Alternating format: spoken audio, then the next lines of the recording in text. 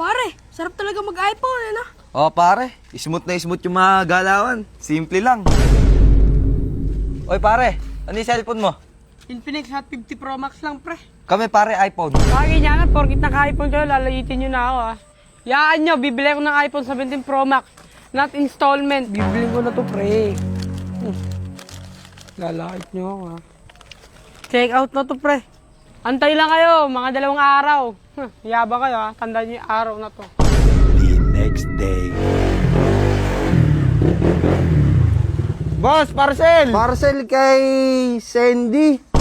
Sandy! Sa akin yan, ya! Magkano? Binayaran mo na sa Gcash, sir, ah. Oh, kunin mo. Lagi, sir, ah. Ito yung pinakaantay kong araw. Pupuntahan ko na sila, Dre. Pare, rinig niyo ba yan? Ito yung in-order kong iPhone na fully paid. Hindi installment, fully paid.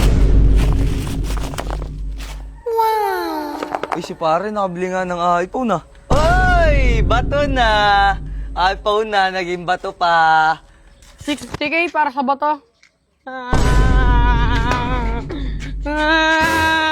Pare kasi, matuto ka makontento kung ano meron ka. Kaso ba yung cellphone mo? Patingin nga. Ito. Okay naman to, ah.